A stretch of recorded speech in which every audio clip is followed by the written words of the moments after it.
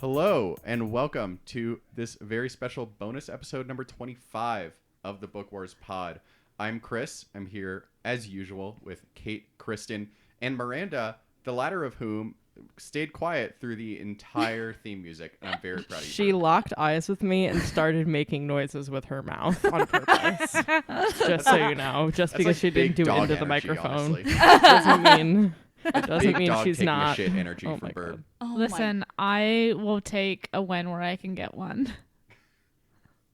I honestly thought you were going to say you would take a shit where you can get one. Anyway, thank you for joining us today. We are continuing our discussion on Season 1 of The Mandalorian. And this episode, we're going to be talking about how it impacts the universe, what we like, or not just what we liked from the plot, but how it advances what we know about the universe and what we want to see next season. But first, what are we all drinking? We're drinking democracy juice. Tonight is Iowa caucus night, so if you hear cackling from the other room, it's Quinn watching CNN, which he cackles during. Anyway, God. Bless him. That's what you get to do, I guess, when you're a dual citizen. Fuck off. I was about to say, that's the 50% Canadian in it. Fuck my life. I'm drinking a Rainbows and Unicorns. It's a beverage. I don't know that I've had it on the pod before. Maybe I have. It's called Rainbows and Unicorns India Pale Ale from Breakside.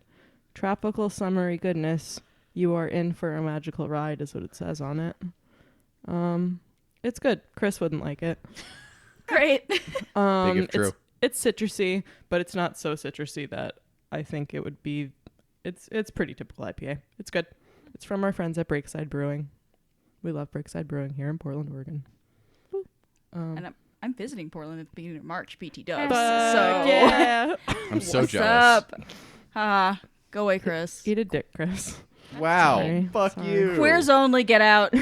Yeah, it's fair. You suck. Oh boy. Listen. Miranda, what are you drinking?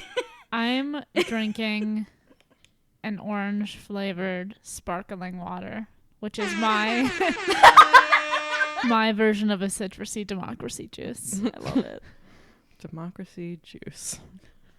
I love it. Quinn is now laughing so hard that he's made himself good into a coughing fit, just so you guys know. I'm just going to keep updating you. None of the results have come out from Iowa yet, and it's 8:20 Pacific, and CNN is having a total meltdown. That is what I'm distracted by this podcast. Anyway, what are you guys drinking? Mom's coming to Portland. Fuck yeah. I'm so excited. Haven't been. Are you haven't coming to seen. visit us or do something? Oh, no, I'm coming to visit y'all because Oh, I that- was supposed to go to a conference and then that shit got fucked up, which we can talk about offline. But yeah, no. So luckily Southwest has no change ticket fees. Thanks, Bags fly guys. free. Love Southwest, Cool. not I don't know. not a sponsor of the pod Not yet, a but sponsor. Southwest, not a sponsor. This is not a Call hashtag me. ad. I don't know. Call me It just now, I want appeared money. on my calendar. Oh my gosh. I invited you. Yeah, and I knew nothing about it. I was like, Oh. oh, Kate's coming. Yeah, well, it was in a one-on-one conversation with me and Kate, and I gave her permission to come. Sup, ho? And I didn't ask any of my roommates because why would I do that? We have a spare room. Like, it's We not do. like. What are you gonna say? No, there's no room. It's like, no, fuck you. No, your mother can't come to visit. Exactly. And to be fair, I often wish I could say that. So No, weird. I'm kidding. Oh. The rest of you do. Oh. Yeah. Oh, Chris's mother listens to this podcast sometimes. Mm. I'm I know. drinking. Halfway through that joke, I remembered that she listens, and I'm like, fuck, she's gonna take Hi, it seriously. Chris's mom. Oh my god. Thanks for being so kind. No comment. I'm drinking. I'm just having tea because I literally rolled out of bed from nap time like shortly ago because I had to take a rage nap because my students this semester are making me angry. I napped Have you today told too, your Kate. students about the pod? No, Their semester. I never tell my students about the You pod. should tell them when you're done. Absolutely not. Well, the thing is, I could still potentially teach them at some point in their academic careers because I could, if they let me teach an upper level fiction class. Yeah, but like, I can't. If they know about the pod, then they'll understand you more. That's the problem. I don't want them to. Okay, that's fair. You get to make that choice as an educator. I do, and you know what? I think everyone is better for it. I mean, no one should listen to this podcast. That's a strong take that we continue to, yes, to bring from episode to episode. The only thing that's been consistent is us telling people not to listen to this podcast. Don't listen to this podcast. True. It's very true. For Christ's sakes, I am drinking some Stash Tea's oolong tea because I need to not fall the fuck asleep. Good thing you're flying Southwest because you're gonna bring a whole fucking suitcase of tea back from the stash store. Probably. I still fucking haven't even been to Celestial Seasonings yet. Is the irony there? Because we can't leave the dog alone because he has separation anxiety, which He's is getting fine. there. Just get him a baby carrier and carry him around. Nobody will even say anything. I probably not, honestly. We kind of take him into a lot of places that don't serve food in Boulder, and they can't really say anything because everyone here has a fucking dog. Yeah. Well, yeah. Get him so a that's little great. dog backpack. I think it's gonna be fine. Aww. Think about how We do cute need he to would get him a be. little dog pack, but once it gets warmer out, Yeah. Yeah, I was gonna say otherwise you're gonna have to like put him in one of those baby jumpsuits I and then think put him in the I think bag. he'll be okay with it because he's okay with being carried around in like his little travel bag when we took him to California. He true. needs his head to be. He needs to be able to see. That's Oh, true. yeah, so dog backpack. So like is a we great just like kind of solution. zipped him in with his head sticking out, and He so might he be was like okay a with little that. dog bag. He might be cool with that. Do you guys have any photos of that? Why do I not recall this at all? I definitely sent you a picture of him Okay. sticking his fucking head We out also of might there. have just been too fucking stressed out. Okay, that's That fair. I know it's also- not a great thing. I also have to grade after this is the other reason why I'm not grading. So yeah. Hey, but you're no. up. Boo. I'm proud of you. Thanks. I know. I also took a nap and was definitely asleep for a lot of today. Everyone gets a B. Not too bad, but do better. You're done. I Yep. didn't nap today. Miranda, you never nap. Correct. What are you drinking? She Dad? does nap. It's called going to bed at fucking 9 p.m. God damn it. Listen, That's what time she goes to bed. it's a great bedtime. Anytime Jesus. it switches from 8:59 to 9 o'clock and Miranda's sitting on the couch, she says like an old person from the Midwest, whoop, guess what time it is? Oh my And god. she's like, what? And she's like, it's 9 o'clock, so now it's acceptable to go to bed. And I'm like, Oh my god. okay, bye. I mean, like, I go to bed early also, but listen, not that early. No, when I I love never going go to bed bed. at So. 9. I know. Chris, what are you drinking? God. This I is am the content that drinking- people came here for, so Obviously. that's on them. I am drinking Untitled Whiskey number 13 from 1-8 Distilling. Verb, I realized you never actually tried this when you were here because all we did was drink beer. Yeah, we sure Oh. didn't. Beer's good, though. I mean, beer's fine. That was when I had the like shitty key lime beer, Oh. which there's still one in my fridge because I just don't want to drink it. It's that, You and don't also have to. That's also like frozen and thawed since then. Oh, it was absolutely frozen. Well, because we left it outside in the snow because there wasn't room in the fridge at Thanksgiving, and so it absolutely froze solid. Be like that sometimes. I understand. I also want to point out that we had a whole ass party wherein people like truly crushed some beer, and we left that one out for people to have, and somebody really might have drunk it, except Chris, you had to sell it so nicely by saying it's not that good. You just like told everyone. Listen, if people are coming to our house, I want them to have a positive experience. Oh, for God's sake, I don't care. These aren't even your friends. They were like Okay, people from but my Kate- program. Kate, I'm white. We care about hosting. Ugh, jeez. This is our thing. We do not care about poor people or people of color, but we do care about hosting. I mean, Exactly. Oh God. In No. Iowa, apparently. I'm sorry. Are you? Jesus. Is that the Iowa caucus? Yes. It's the Iowa caucasity. Yes. Fuck me. All right. Should we talk about stuff that's vacant in space so we don't have to look at stuff that's real? Sure. Yeah, I guess we said it briefly. Chris said it briefly, but this is are we calling this like our what does it bring to the universe episode? I don't remember. We said one of our Rise of Skywalker things was like analysis and one was something else, and I don't remember what we said the other one was. Screaming.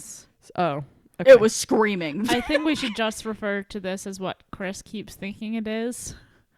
Which is what? Mandos. Oh, Mandos. Mandos. Yes. Yeah, that was. This is Kate, Mandos. Kate never actually looked at the Slack, which I can tell because she didn't yell at me. Yeah. Mandos. I don't want to listen to you more than I already contractually have to because That's of true. marriage. So Yeah, can't Bite fault you there. me. Yep. All right, so let's Motherfucker. start. Let's start with the number one thing that we all took away from this season of Mandalorian. The single most important aspect, not named Baby Yoda, the live-action Darksaber. Darksaber. Woo! As millions of Clone Wars and Rebels fans shit their pants simultaneously. I just want to say that I may have mentioned this last episode, but when we first watched the season finale, we were at Chris's parents' house because this was over the holidays, and their bedroom is right next to one of their TV rooms. Listen, I already dragged myself for being white once. Don't make me do it again. The whites love multiple I TV don't rooms. think you understand that you're on this podcast and also married to me, but okay. Yeah, well. So we were watching, and Moff Gideon fucking pulls out the goddamn Darksaber, and I've literally have a hand and a blanket and a throw pillow over my mouth to keep from fucking Yes. screaming, literally screaming. Because Yeah, we were watching this right when it came out too, because Yeah. we're night owls and we were on the West Coast, so it was on at 12:01 or whatever. So we're fuck yeah, we're watching this. And yeah, it was both a good and a terrible choice because I was hyperventilating and stuff. It was very Yep. normal. I mean, that's how you are when you watch Star Wars, to be fair. That's extremely true. But yeah, it was great not only because it was the Darksaber, but an alive black person in Star Wars holding the Darksaber. And a live black person in Star Wars. Full stop. I know. Yeah, right? period. Honestly, honest to God, who wasn't Lando or purportedly related to Lando, stares in Rise of Skywalker. Anyway, Fuck my life. When his tie went down, I was just no competent writer would let this character be gone at this point. But this is Favreau and Filoni we're talking about. That was a solid 7 minutes of fear by me. Listen, that's fair. I know. I was like, how did he not die? I'm glad he didn't die because that would make things just so peak. But he was fine. He wasn't at all. To be that fair, we crash don't know looked when he cut his way out of the tie. He could have been unconscious for a hot second. okay. That's fair, but he was a lot less fucked up than Poe and Finn were. Seemingly. some people But they wear their fell out of seatbelts, I space. guess. Okay. Yeah. I don't Maybe know. maybe he force healed himself. Maybe he's Baby Yoda's dad. Jesus. Oh my god, you heard it here first, folks. Yep. He is the I'm- midichlorian. Fuck. The Exactly human one embodiment midichlorian. of one single midichlorian. Guys. Oh my god. He would have had the entire sequel trilogy to himself if George Lucas got his way. Anyway, so oh lord. So anyway, having the Darksaber back in the Star War, not on Mandalore and most definitely not in the hands of Bo-Katan Kryze. Mm-hmm. What on earth is going on there? Nothing good for Bo-Katan. Yeah. Yeah, so and we're going to go into, just to set the scene, Clone Wars and Rebels spoilers. If you haven't watched those shows, what the fuck are you doing? And go watch them on Disney+. But Yay. get ready. Clone Wars is coming back, bitches. Yeah, 2-3 weeks. Yeah, Oh, I just read about fuck. that in the news blast for the website that we are on. Tashi Station. TashiStation.net. Oh my god. Sure did. I'm not emotionally ready for that season, for this last season of Clone Wars, so that's gonna February be fun for everyone. 21st.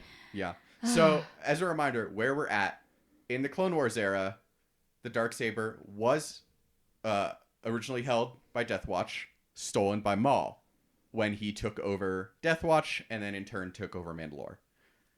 He And to be very, very clear, it is the property, theoretically, of Clan Vizsla. Yes, it is the heirloom of Clan Vizsla, who the patriarch was pre-Vizsla, voiced by the one and only Jon Favreau. Yes. Yeah, right. So we don't know how, it's not super relevant, but Maul was able to hold on to it through his capture by Sidious, subsequent escape, and fucking wanders into the desert. He has so many legs to hold on to it with. You know what? He really does. A lot of appendages. So he has it. Ooh, I wonder if we ever see Maul and Kira again. I wonder if we'll see some sweet Darksaber action too. Because he would have it during that era. Even tease that. Oh. If Darth Maul shows up on this show somehow, I'm gonna explode. He won't be on this show. On a different show. You don't know if they're gonna do some weird flashback ass shit. He had the Darksaber at one point, and the Darksaber. Find a way to bring in Darth Maul, even when he is literally dead. Not even like assumed dead. Literally, we watched him die. When does he actually die? Yes. I'm pretty sure Obi-Wan buried him. If he's not dead, he is breathing sand right now. Yeah. Miranda asked when. Sorry. Air. Oh, when? Oh, sorry. So, skip forward in the Darksaber timeline to Rebels when Sabine Wren of Clan Vizsla, some offshoot. I don't know how Mandalorian shit works. People are thinking she's like a vassal house. Yeah, that would make sense. So, Sabine Wren of Clan Wren, somehow related to Clan Vizsla, gets the Darksaber from Maul and takes it back to Mandalore to inspire a revolt against the Empire. At that point, Bo-Katan Kryze, sister of the old, what was her role? She was the Duchess of Mandalore. The one that Obi-Wan fucked? Yes. Correct. Duchess of Mandalore. Satine. Fucker of Obi-Wan. To be clear, we do not know they actually fucked in canon, but they definitely did. Anyway, Anyway, so Bo-Katan, her sister, is now leading the Mandalorians, has been given the Darksaber by Sabine to try and unite the planet. Was a member of Death Watch. Tried to overthrow her own sister. Was second in command of Death Watch, right behind Pre-Vizsla, and left Mandalore and went into exile when Maul took over. So it's all very tied up. But what we know, last thing we know for sure, is that Bo-Katan Kryze is putting together an army on Mandalore. Now we know that Moff Gideon participated in something called the Night of 1,000 Tears. Mandalorians are apparently extremely scarce and like desperately need people so much that Mandalorian isn't even considered a race or, not ethnicity, but like planet-based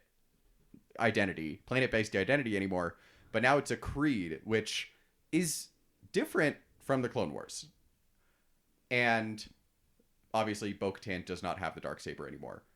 So Bo-Katan's rebellion, I think it is safe to say, did not go well. Yeah, it doesn't sound like it. No. Yep. Not so much. Yeah, people are very much hoping for... Oh my goodness, who is the voice actress for Bo-Katan? Katie Sackhoff. Yes, they are very much hoping for her to pop up in season 2, and I fear that is not going to be in a live capacity, as it were. What a twist. Which, who knows, because Favreau thinks that women are fucking like sprinkles. Pop right onto his Mando ice cream or whatever the fuck. Women in my Star Wars. I know, like what the fuck is that about? So we'll see.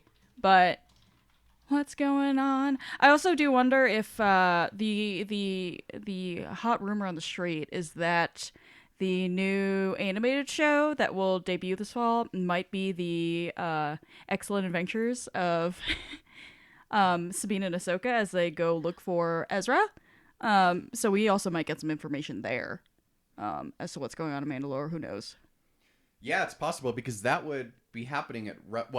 we don't know, but based on when Rebels ended, that would be happening slightly before / roughly the same timeline as Mandalorian, depending on how long it takes them. So it's interesting, and I'm curious to know what happened to Mandalore. Because from what everybody is saying, from what the client, Werner Herzog's character, was saying about how it's harder to find a Mandalorian than it is to find Beskar these days. That bitch dead. Whole planet's dead. Whole Yeah, system's like, dead. I feel Dead. I feel like it was probably firebombed into submission, Yeah, essentially. Mandalore's gone. Like, it'll be really interesting if they go back to Mandalore, although I don't know why they would, because the Mandalorian, Din Djarin, has never actually been to Mandalore because he is not, again, like, ethnically He was is not right, but Born into the Mandalorian way of life. Maybe he goes Yeah. more to learn more about the sacred Jedi texts. So true, Jeez Miranda. Louise. I mean, I'm curious. I'm almost curious to see what it looks like because Mandalore is an entire planetary system that is ruled from the planet of Mandalore, but also Mandalore itself is a shithole. Like we it's know not this. a good place. Yeah, we know this already from Clone Wars. Like the Mandalorians have had so many civil wars that they literally wrecked their entire planet. So Yeah, it's basically fucking Mars at this point, yeah, truly. It's worse than Mars. At least Mars has like a lick of water on it. right? So true. But Yeah. we don't know what Mandalore has in it other than It's lots got of sand. craters from people blowing each other up. Sand. Yeah. Sand. So yeah. That's question number 1. For me, question number 2 is about the Mandalorian isn't a race, it's a creed reveal, which was kind of alluded to with all the "this is the way" stuff. Which, if I see that in one more Star Wars Facebook group or chat, I'm gonna murder someone. You guys are in too many chats. I still my love God, it because fucking I tell me just about it. don't even engage with Star Wars on the internet. I recommend it. This is the way. I hate you. Good one, Miranda. Thank you. But so we know it's not considered a race; it's a creed. We don't know how new that is or how far it extends, Or what that fucking means. yeah, or what that means. Because in the Clone Wars, the whole reason for Death Watch is that they are a nationalistic organization. Like, they are all about, we are Mandalorians, we are warriors, Yeah, like we need to bring self-purported. back our culture and overthrow this pacifist duchess. Like, it is extremely nationalistic. It is like the people of Mandalore will rise up. It is not like we need to take over Mandalore because, you know, our religion tells us to. It is literally because we are dishonoring our fucking ancestors. So They love to fight. they do love to fight. They do. Just to be clear. It's almost, I mean, you know, when you have friendly club names such as Death Watch, I know. Anytime that came up and they're like, the people are with Death Watch, I'm like, why are the people with Death Watch? Death Watch really needs a rebrand. oh my god. Fun Watch. We have Cookies Watch. Maybe Yoda Watch. Oh my fucking god. Babu Frick Watch. Babu Frick. Hey, Watch.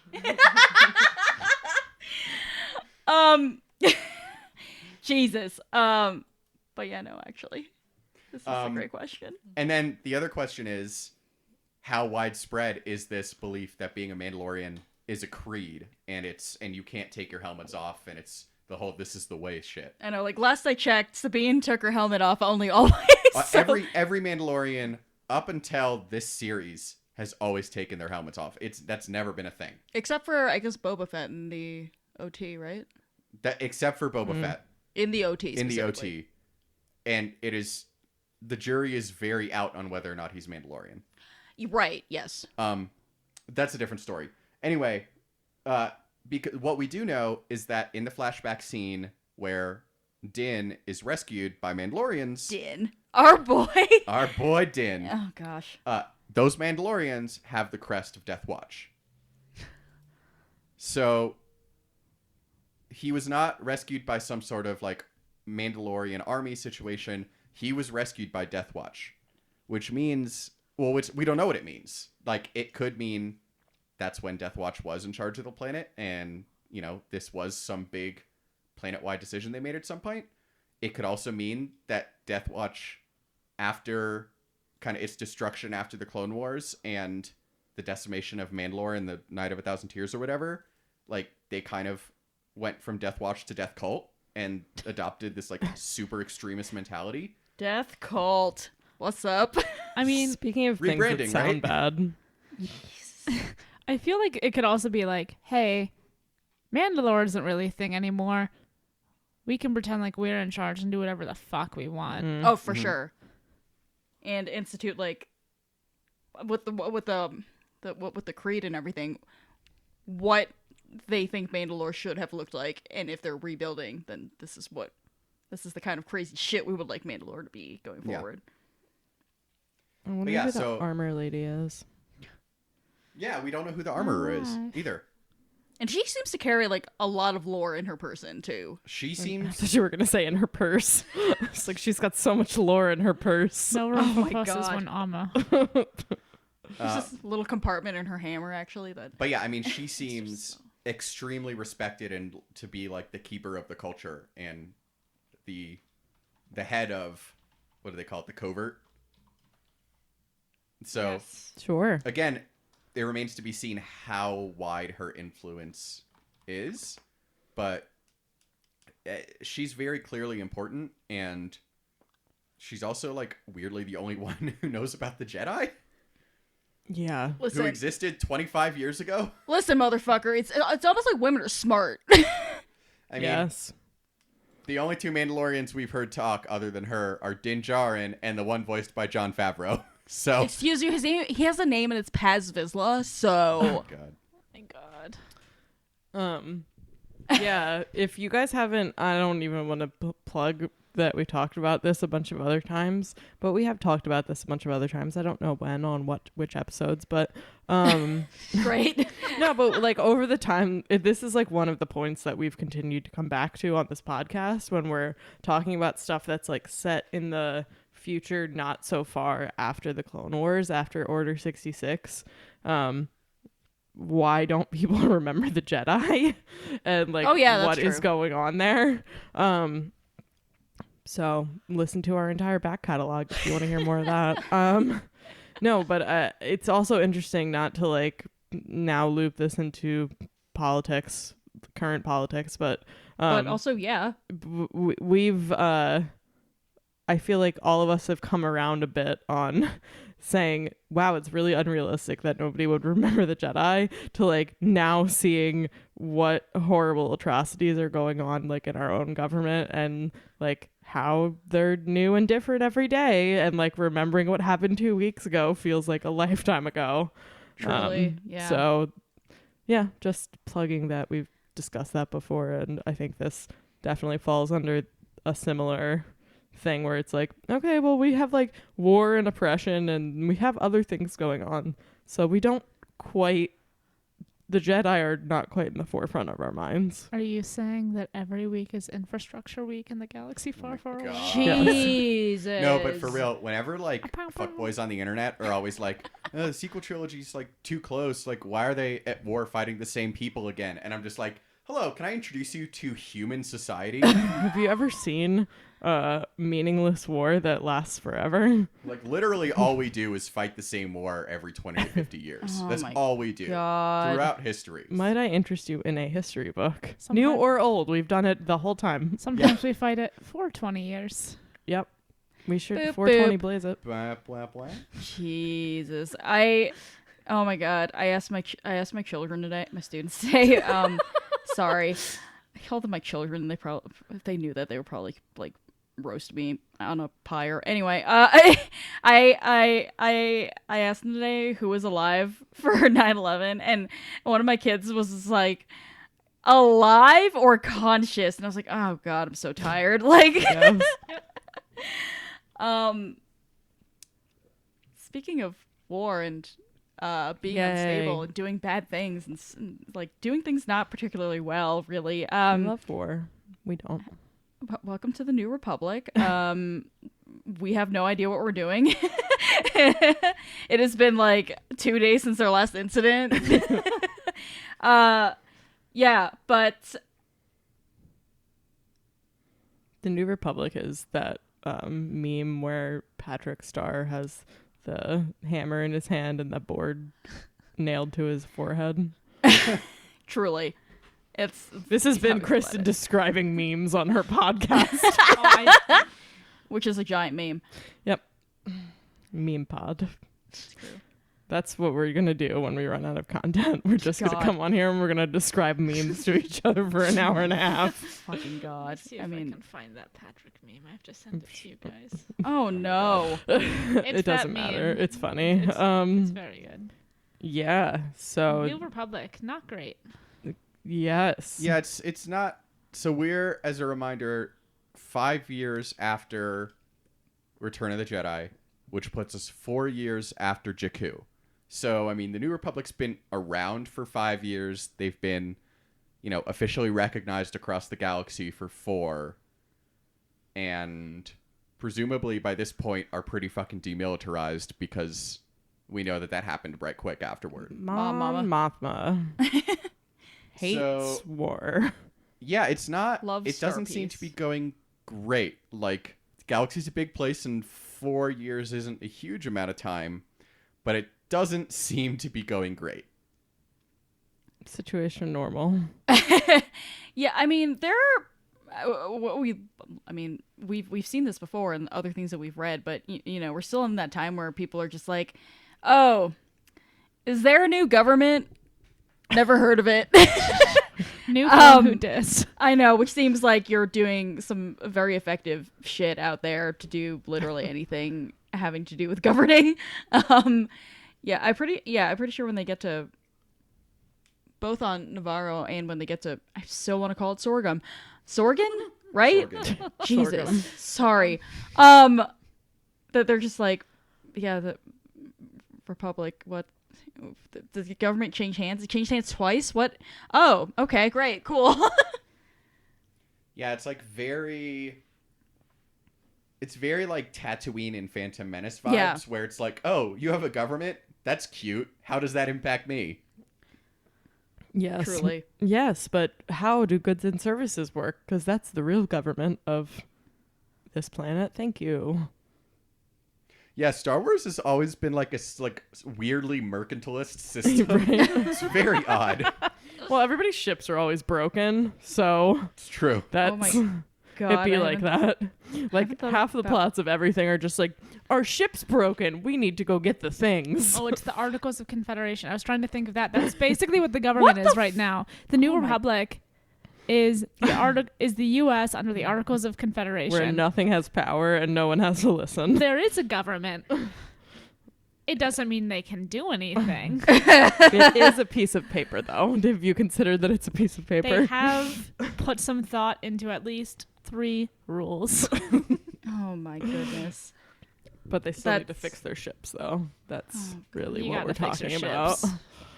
That's really what this is all. The Star Wars is literally just about people trying to get from one place to the next and needing to barter things for parts. I mean, not wrong. I'm just upset right now because I haven't thought about mercantilism since like 5th grade. So I'm just like, oh, gee, I'm just like having like flashbacks. So that's Money fun. can be exchanged for goods and services. Yeah, they don't care a lot about the invisible hand of the market out in the Outer Rim. No, I love how there's like 70 forms of currency. They're like, I have this, and people are like, well, like, okay, maybe. I don't know. Let me see. Bank teller out here. I know, right? Like, I have imperial credits for you. You have monopoly money. I Yeah. see monopoly money. Right. Not great. It's also just always funny to me that like credits are like literally metal because I'm like, where does everybody keep their money? Like, Yeah, and also, how are your pants not falling down? Like, you just like shove that in your like They just wallet. jingle, jingle. Oh yeah, I was all gonna day. say they have that little they all have like those little satchels that they're carrying Yes. around like it's fucking the Renaissance. So many belt boxes all the time. No, truly, it's Yep. God. But yeah, Chris, you wanted to talk about imperial might and numbers and things, correct? a little just to make the point that like from what we're seeing, it doesn't look like the New Republic is doing well. And I think based on everything we know about what happened before and what comes 25 years later, clearly it was not a super sound system. But that said, these aren't really planets that we would have expected to be part of the Republic. Like, Navarro would have always been, you know, under control of whatever gangster had it, like Hut Space, what have you. Like, Sorgan doesn't seem like it matters enough for either the Republic or the Empire to care unless they had natural resources, and I don't think the Empire cared about shrimp. So, like... Skimps. Scrampies. Oh my god. We love shrimp. I mean, it's the Empire's loss. So, it's just interesting to think about because the Empire, for all that it controlled everything in name, there were like wide swaths of the galaxy that it didn't give a shit about. And they were like, you are under the control of the Empire. And everybody was like, what does that mean? And Empire's like, give us some money occasionally and we won't bomb you. You are being rescued. Please do not resist. Exactly. So, like, you know, I'm sure Grief Karga, if he was in power during the Empire, did some dealings with some Imperial lackey to, like, you know, keep business going on Navarro. But it's like how, you know, Tatooine in the original trilogy, like, it's not that it's not part of the Empire. Like, I don't think when they were going down to find 3PO and R2, they were like, oh, it's not an Imperial planet. Gotta ask for the paperwork. Do you ever think that the Empire would actually ask for the paperwork I do before not. yeeting stormtroopers onto a desert planet? Absolutely not. Someone says yeet onto a desert planet and like 4 other characters like pop up. Did someone say desert planet? Look, sir. It's like it's been used in Star Wars before, but it's okay. If every trilogy doesn't have at least 2 desert planets, what are you doing? Is it even Star Wars if it's not set someplace with too much sand? Nope. Sure isn't. I wrote the Can we thing just about talk the about- numbers, Mom, by the way. Okay. Wasn't that a miracle? I made a point. I apologize for making assumptions that's about fine. things and such. I think Dad wrote Republic hasn't consolidated control. But the guy whose name I can never remember, who did the voiceover in the Bear documentary. Dude, I'm gonna need What more than that, the Kristen. fuck? It makes more sense once you Also- know what I'm talking about. Also, I mean, as things often do. can we have a minute for the guy whose name I can never remember only narrows it down to literally everyone who identifies as a he? Like The guy who wanted the Baby Yoda. Maybe not me. The guy who wanted the That's Baby Yoda. God, Jesus. The client. Oh, Werner Herzog? Yes, Okay, Werner now Herzog. I understand the Bear documentary comment. Oh my God. It's great as a strong word. Have you made Mom watch that? Cub. No, I have not. Oh my God, you have to, please. Can't wait for her to just like bitch about how stupid white people are. I really can't wait. Great. Anyway. Always a Werner plus Herzog. for me.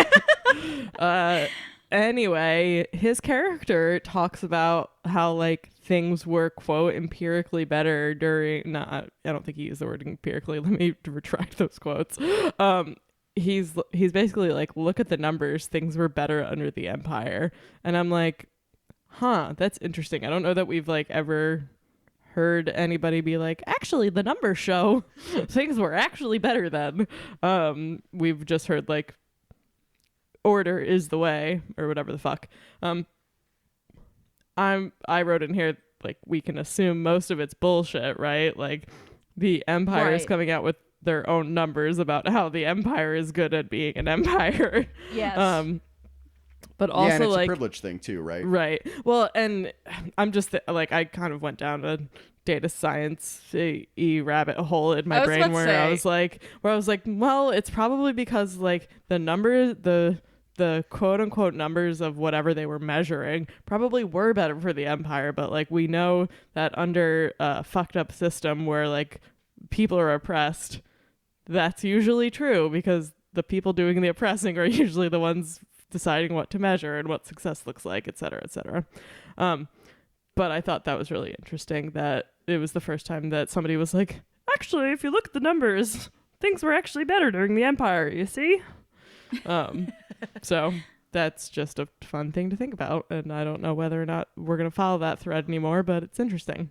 No, that is interesting. And also, I just want to point out that is the most you point ever to make. It's just like, ooh, numbers. Let's do it. I know, but...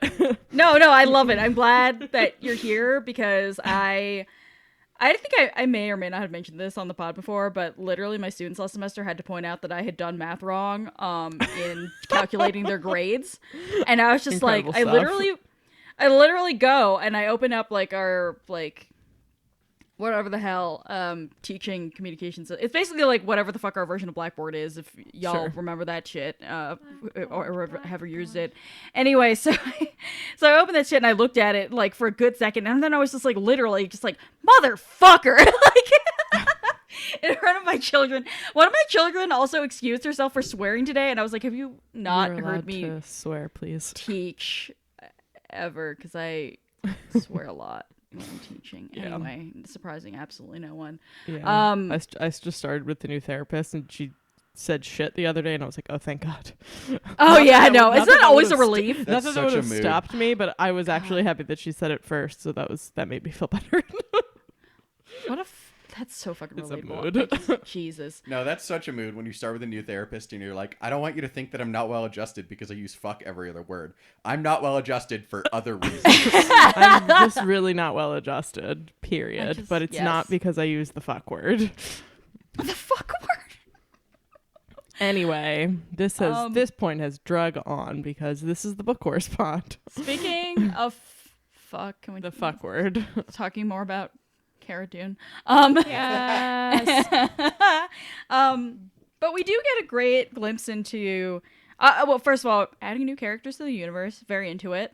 But this is the first time in my memory anyway that we see rebel troopers actually subdivided into some kind of like specialty, as opposed to like, you know, you have stormtroopers and you have shore troopers and you have death troopers and you have this and that. So that was the thing that struck me. On screen. Yeah, okay. Because I'm trying to remember. books, we have a little bit of like Twilight Company, Right. for example. Or special forces, basically. Yeah, but I mean, Chris, into the mic, please. I'm literally right here. I don't know what to tell you. Maybe we need to turn my gain up. Maybe. I don't know. You're quieter than you were in the beginning. Oh, well. No, that's better. you're good. Okay. Whatever you just did. he Alright. moved it closer to his face. Listen. Really? Okay, sorry. I Leave it in. I feel like in Twilight Company though, like a lot of it is just kind of you're okay at this, and we don't have enough people, so we're all just doing this right now. Yeah. Like it and- wasn't super organized. It was just like here's a body that we can plug anywhere.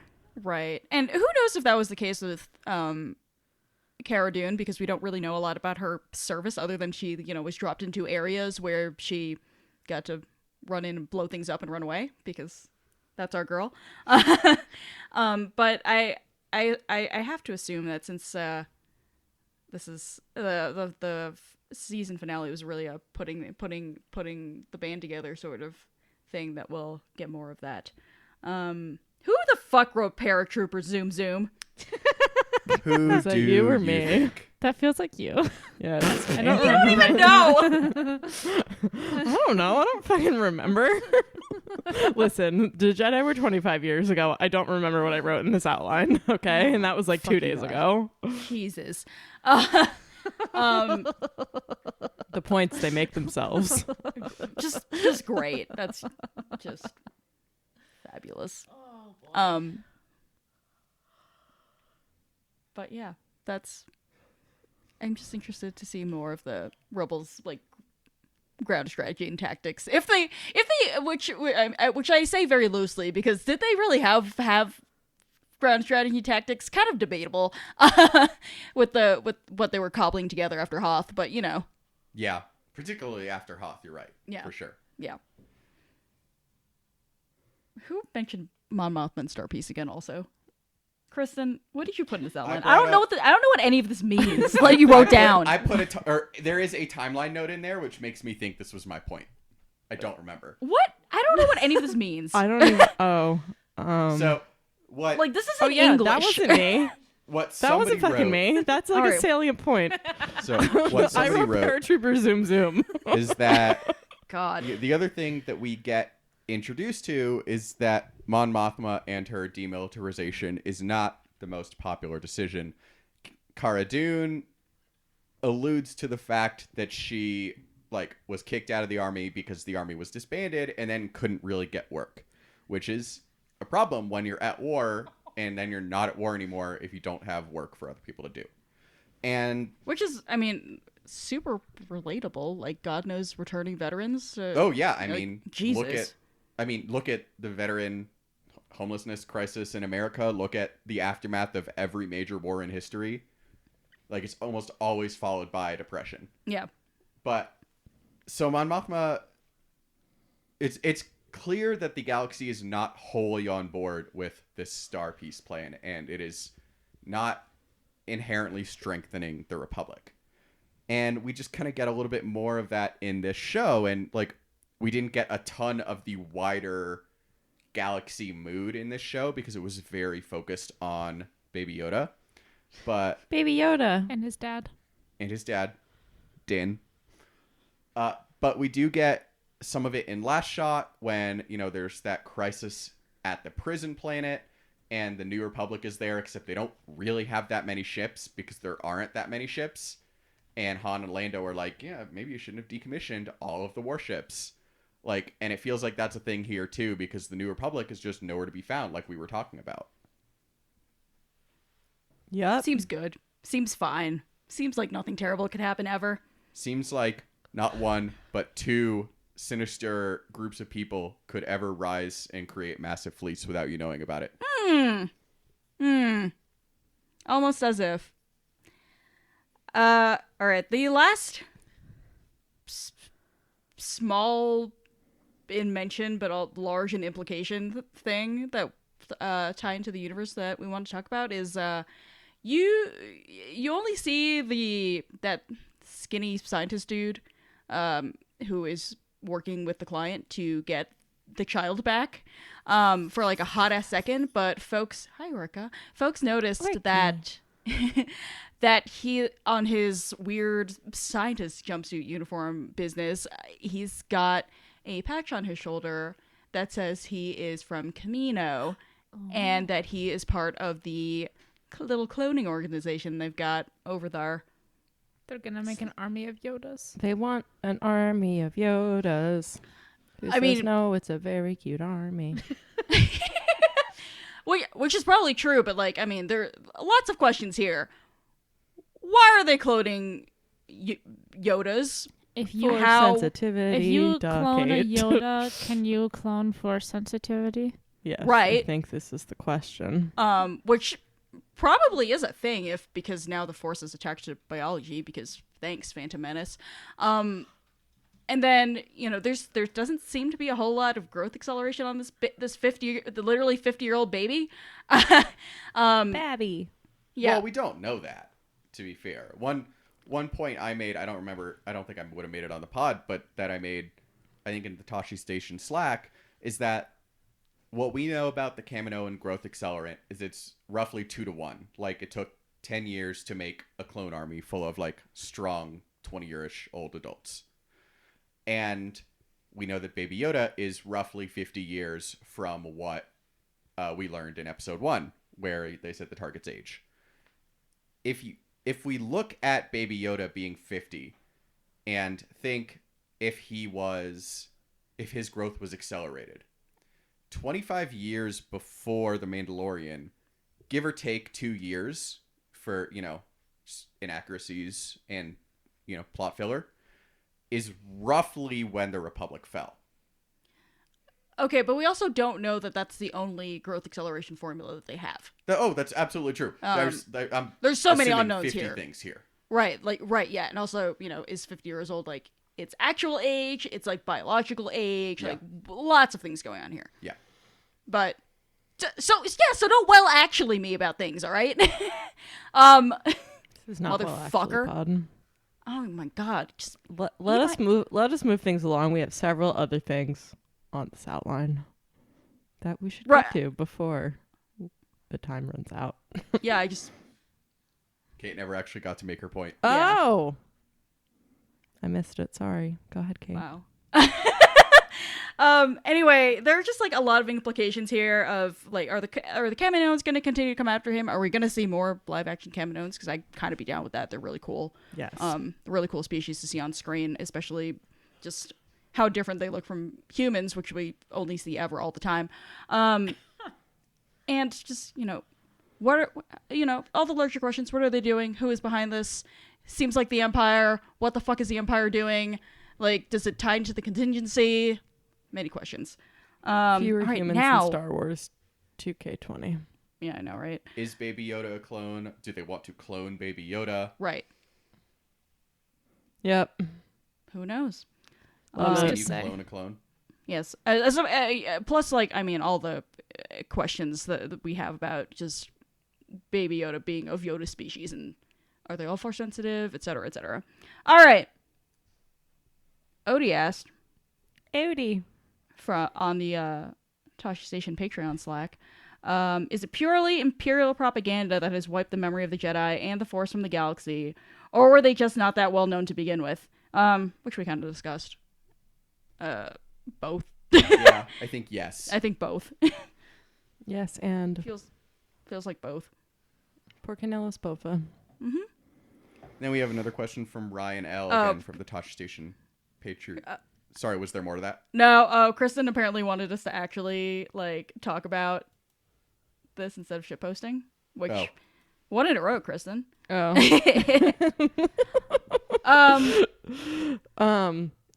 I just wanted to say, like, what do we think the way is, and not in a jokey way. Do we think it's just like do you think when they say this is the way, they're just referring to like that way of life that, like, I think that there was a lot of stuff about like, okay, he found the child and now he has to raise the child. Like, that's obviously somehow part of it, and that's exactly how the Mandalorian came to become the Mandalorian. So I think that's very obvious, all of that stuff.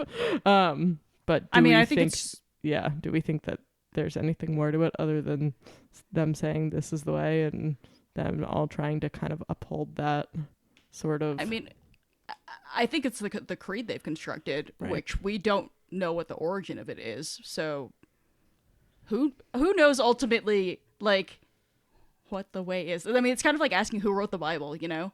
It's me. Jesus. Okay, those are two very different answers, because Kristen is most definitely not Jesus.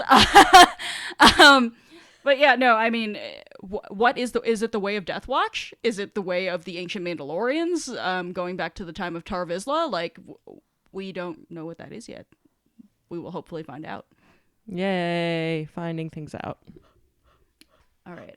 So we and Kai's dad wanted us to talk about what we want to see from season 2, which is more of like just like general background world building information for me personally, but also more about actual characters that we can focus on and care about aside from Mando, because we talked about this last episode that we did on Mandalorian, but we spent a lot of time on like just so many one-off characters. I would like to see a point. Damn, Jesus! I would like to find a point in this show. No, that's not fair, because the finale did kind of tie it together. It just took a long time to get there, and this season had quite a soggy middle to it. I also just want to see more of Jesus Christ, I'm never going to remember Carl Weathers' character's name. Greef Karga. I just can't remember it because it's not a great name, Favreau. It's a bad name. Not a great name, Favreau. Bad names in my Star Wars. I just want to see him being like the shittiest uncle of all time to this baby. Just, baby, do the hand thing. Do the magic hand thing, baby. Just announcing it to the back of the amphitheater every time. Baby. I love it. Bring me a drink. Oh my God. I need it. That's what I want. Yes. Stop killing characters of color and women would be great. Give women Never a heard of point it. would be great. Yeah. If Fennec Shanda's alive, she better come back early in season 2, or I'm going to take a rage dump. Give women a point that isn't somehow related to male characters, storylines moving forward. No way. What a concept. I just put the part about being sad that the Ugnaught died Oh yeah. right here I with want to his see blurgs. more It made of me cry. the Mandalorian armor lady. The armor, Yes. yes. Yes. Please. She's my favorite. Not really. She's have a up lot there. of She's though, up right? there, though. She She's up has there. a number. Marit has a number of favorites. It's fair. I mean, she can choke me with her tongs. Anyway, Please. moving right along. Our friend at Typilot Dandy on Twitter and also in the Tashi Station Patreon Slack. Do you want to see Yoda's, just because we have no species name, Yoda's and their Yodai? homeworld? Yes. Or should Yoda and the species stay the mystery they've been so far?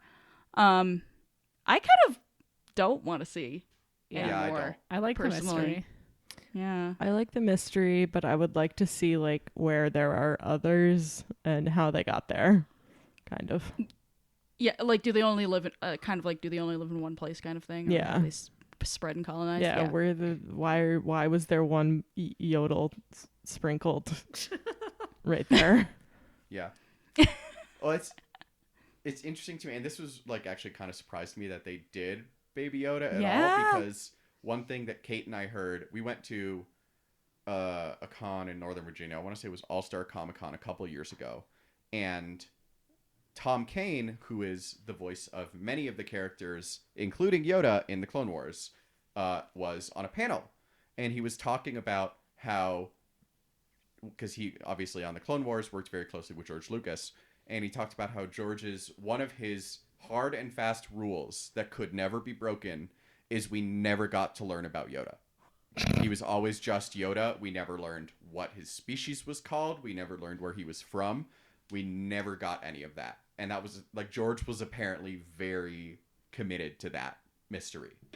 And so obviously Favreau working so closely with Filoni and just kind of being one big George Lucas circle jerk, like I was surprised that we got another Yoda. Obviously it paid off and has been massively successful, but I kind of like that mystery aspect to it. Like I don't feel strongly about it. Like if they work it in and it works, I'm fine with it, but I just don't know what adding a species of Yodas would add that keeping him like alone and doing the whole found family thing wouldn't.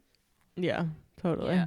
It feels like a Star Wars in-joke that like if you understand that we are never going to know anything is funny and doesn't harm people who don't know. Yeah. What about y'all? I like a mystery. Yeah. Yeah. I like the mystery too. Andrew Rich at AS Rich on Twitter. Should Baby Yoda have an air horn? I mean, if we're gonna get Baby Yoda plus air horn equals more exasperated dad, then absolutely. Yes. Yeah, right. Great. Other things we want to see. I want to see the origins of the First Order. There was some, like, I want to say it was Entertainment Weekly thing where they were like doing Mandalorian coverage in the lead up, and they were like, we're going to learn about the foundations of the First Order. And I'm like, Did we? cool. I want to know about that. We didn't. There was nothing in this show that could be so far in a vacuum considered to be the foundations of the First Order. I mean, I could see them like taking Moff Gideon and being like, he is the First Order now. It's possible, But even that has no build up here. and it's tough with the timeline because the First Order was already in place by Jakku, and we're 4 years after Jakku. So anybody who's not hanging around the unknown regions at this point is like not part of the Turbo team, you know?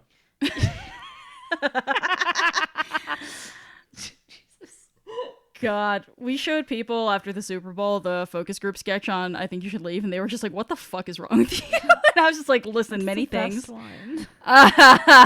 And anyway, also, you know, if we're gonna say the origins of the First Order and we've got Moff Gideon, where's Ray Sloan, motherfuckers? Give the people what they want. Yeah. Truly. Give us Ray Sloan. Alive, please. I know. I have simple requests, in my humble opinion, and that is one of them. But all right, whatever.